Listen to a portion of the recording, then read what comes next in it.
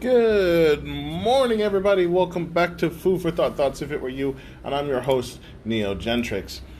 Today, we're going to cover a different topic in the same area. We're still going to cover personal skills, as there is a lot, and I mean a lot, to cover. But today I want to take a look at an employable skill, okay? Employability is something that a lot of people need, and I don't know if it's been covered yet by me, but I want to look at some of the skills that are necessary for us to move forward as far as trying to find our true self and personally growing to fit the current economy that we've clearly seen has changed thanks to the pandemic. So today I'm going to cover soft skills. Now, mind you, the phrase soft skills is often used by employers, particularly when they are bemoaning a shortage of suitable candidates. But it's mostly in terms of good faith. Like, they're hoping they'll find someone reasonable, someone who's good at what they do, to take on the task.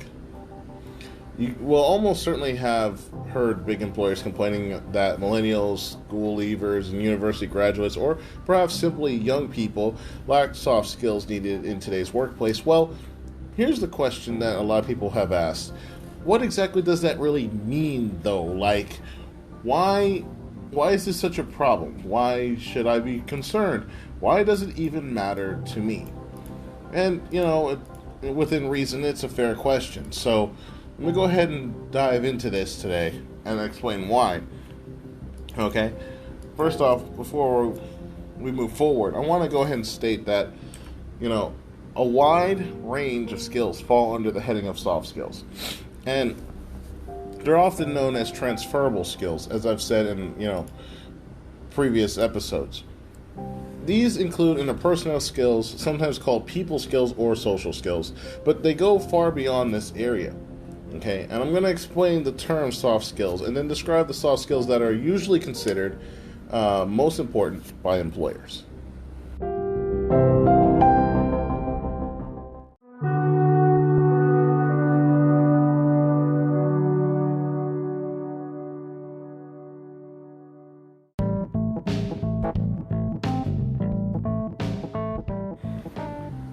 All right, so let's go ahead and define a soft skill. Soft skills are desirable qualities for certain forms of employment that do not depend on acquiring knowledge. They include common sense, which I feel like I need to do a podcast on separately, but let's go ahead and move forward.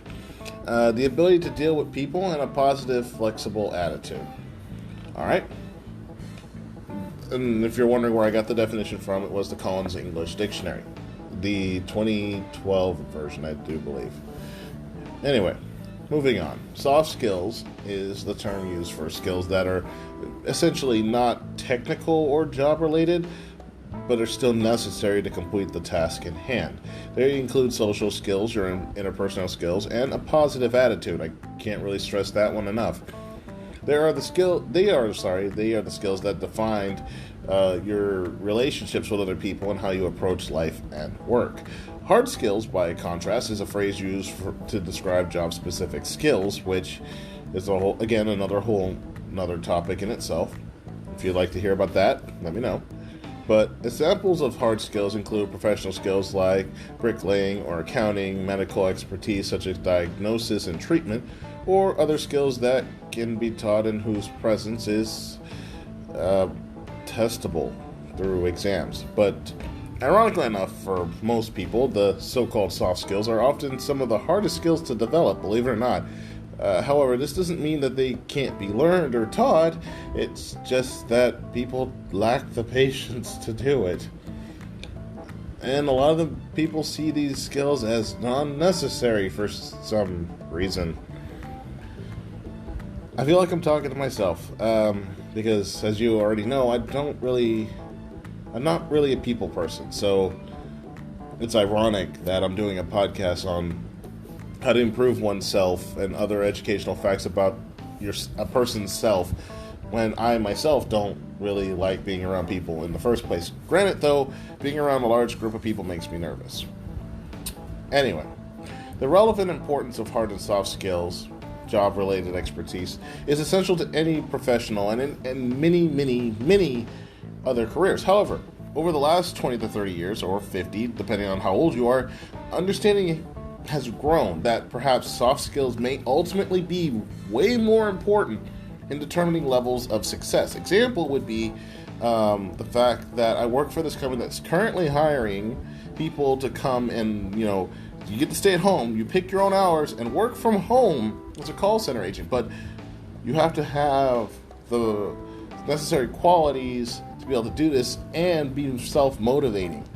I mean, you can't ask for an easier job. You pick your own hours, you get to stay at home in front of your own computer. But, essentially what I'm saying is hard skills are therefore a basic minimum necessity to operate that particular workplace depending on where you are. Okay, whether or not you're successful in your career may depend on how you relate to other people at that job, and that's where soft skills comes into play. Okay? So keep that in mind. Principles of competition. Before I close out here, we take a short break. Think of soft skills in the light competition principle in terms of that. Imagine, let me see here. Imagine you're a company producing something. Let's say the light bulb, something stupid like that. You come up with a revolutionary new type of technology. Your light bulbs are suddenly much better than others and your profit goes up. But after a while, your competitors get a hold of the technology. You license its use, perhaps, or they develop alternatives. Suddenly, light bulbs are all the same again and your profits are suffering. You still need the new technology, but you also need a new competitive edge, perhaps a reputation for customer service. Hard skills are like your technology. Anyone can acquire them. You can go buy it. You can also get them through training, and they are necessary. But without them, you will not be able to operate in the workplace. Soft skills, on the other hand, are your unique selling point. They are what give you your competitive edge in the workplace, perhaps even in life. Think about it. If your technology is necessary for you to get the job done, how are you supposed to broadcast, yes, I have the skills, yes, I can do this job, yes, I can make a difference, if you can't even talk to people? That's why you need soft skills.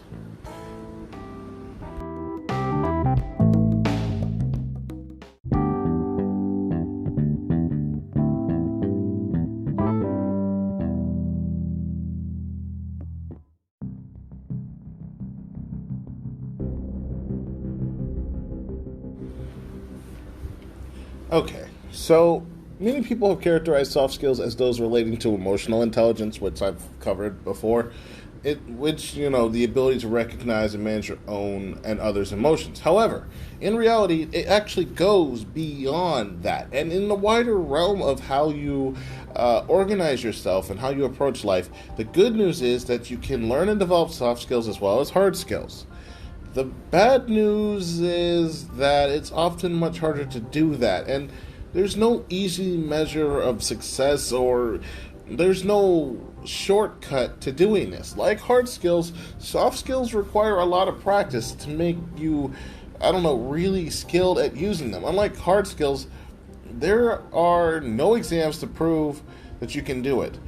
Okay, you measure your success in developing your soft skills in how well you manage relationships with the people or things around you. I have no idea why I said it like that, but this includes family, friends, co-workers, peoples, dogs, animals, as well as customers and those who provide you with goods and services, or services. Anyway. Okay? What are the most important soft skills? This is the question that we now must focus on. It's hard to say which soft skills are most important because, it varies by situation to situation. However, the list I'm going to give you is a broadened list in which most employers, mean when they talk about good soft skills, and this is generally what they're looking for. They are, therefore, the skills that are most likely to enable you to build constructive working relationships with others, as well as to be a constructive and helpful employee, or land you that job that you've been fighting to get since the beginning of the year. Or lack thereof, depends on the person. Okay? So, let's begin with the first one, your communication skills. I did a podcast on this already, so I'm not going to dive in it too much, but your communication skills are most always high on the essential skills list in any job advertisement. Okay, people with strong communication skills can build relationships from the initial rapport building through to the long-term relationships. They can listen well, they and vary their communication to suit the circumstances. They can read the room. They avoid misunderstandings and generally make any workplace a better place to work and function better. Okay? If you spend time on nothing else from all of my podcasts that I've done up to now, all 200 and something, work on your communication skills. Okay? Second, making decisions. Being able to make decisions is valued by any and all employers for many different reasons, and also essential to getting on in life in general. Okay? We all have to make decisions every day, from what we have to breakfast to more important decisions like whether to apply for a new job or whether you want to get married. Wow, that was dark, but anyway. Sometimes the actual decision doesn't even matter. What matters is that you have made one and you've moved on. If you're still struggling on whether or not you want to move forward in life, take this class, or decide if you want to make a cake today or tomorrow because you're just too tired, then you know where you need to start. Being able to make good decisions can also help you with problem solving, which is a lot harder to learn than making decisions, because it enables you to choose between possible solutions. Problem solving is a whole nother thing in itself, but if you have that skill, I'd say you're pretty good and well off. In which case, now we move on to number 3, which is a topic I'll come back to at a later date, but self-motivation. Hey, people who are self-motivated get on by themselves. They don't need supervision. They don't need someone staring down on them, okay? They are good at work because they are generally positive about life and can be counted on to keep going, even when times are tough. 2 skills that are closely linked to self-motivation are personal resilience, or the ability to bounce back when you encounter a problem, such as the adaptability to change, which is, I'm starting to learn recently, is a lot rarer of a skill to have, and I'm rather sad by that.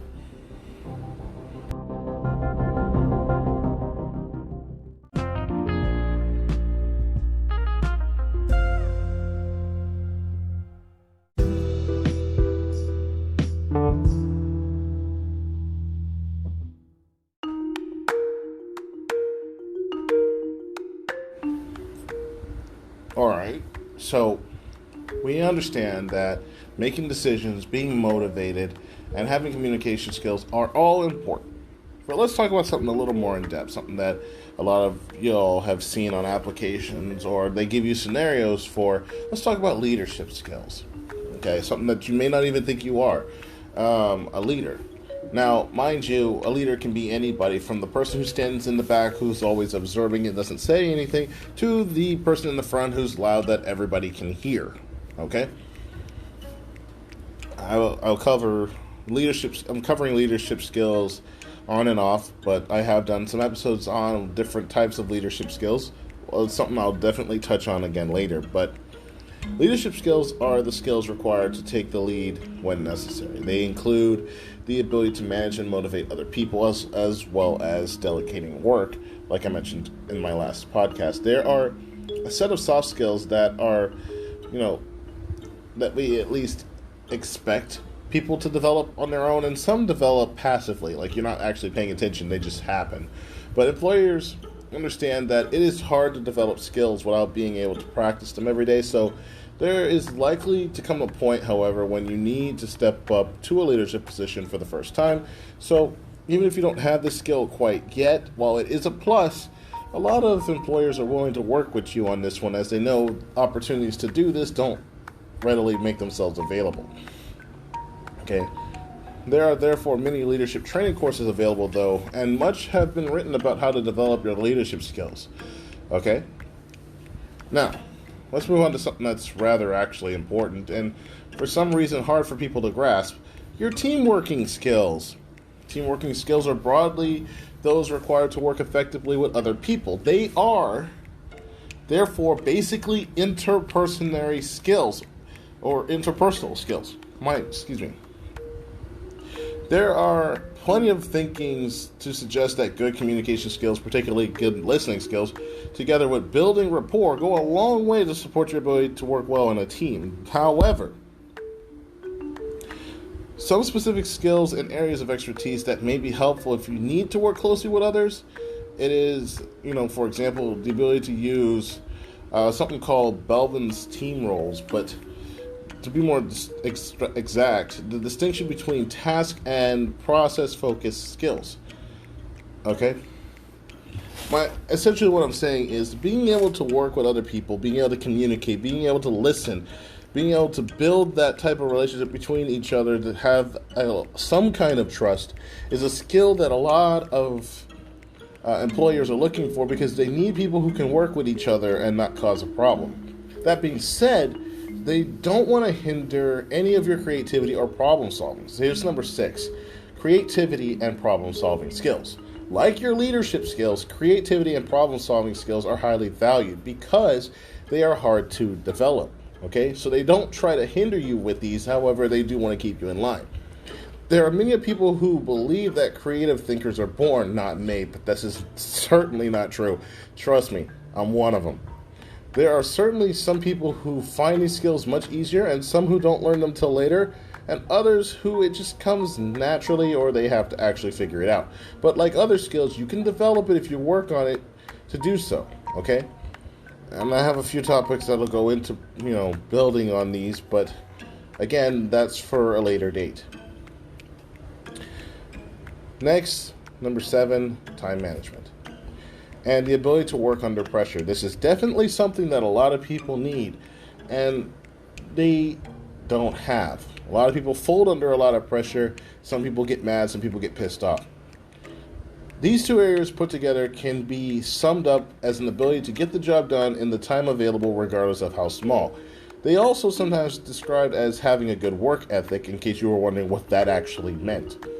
And many would say that these two skills, which often go hand in hand, are more an attitude than a skill. The precise words you use, though, probably do not matter nearly as much as working on these areas, and they are highly valued by employers, but are also useful for organizing a family or a team and making sure that the job gets done, whether you're at work or you're at home.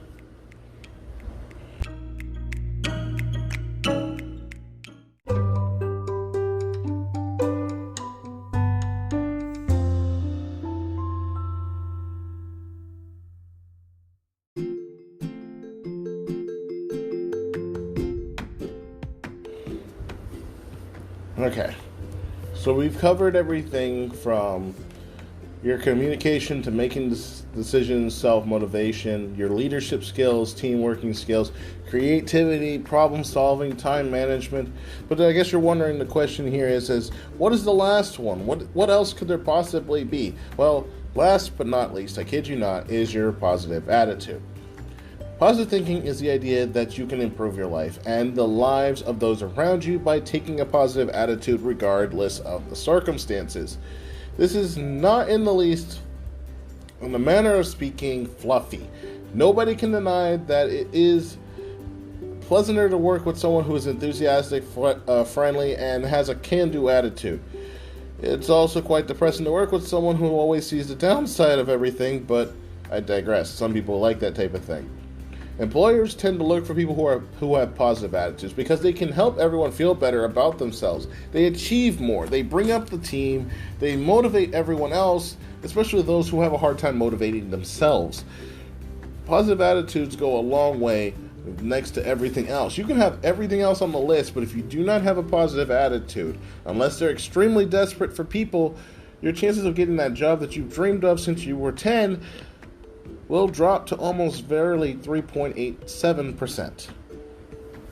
And I know that seems like a very specific number, but when you consider the amount of people who go into most jobs and divide that by the average people who don't get it, and then factor yourself in there from that same estimate, it comes out around, about 3-something% anyway. So just keep that in mind. But, to summarize everything, this list is not exhaustive with these 8, okay? There are way more skills. And if you've been following my podcast up until this point, up to episode 19 here in season 2, then you know that there are a huge range of soft skills in many different areas, whether interpersonal or otherwise, that you can definitely focus in on. And whether you believe it or not, drinking water is something that a lot of employers make sure that their employees are doing, because they don't need you randomly passing out or dropping dead at work. Just to give an example, any given employer or individual may place more or less emphasis on some of these or others, or even add some that aren't even in this list. But hard work to develop these skills in any kind of way will pay off, especially in your job search, regardless of the job or career that you're aiming for, or in life in general. Trust me on this.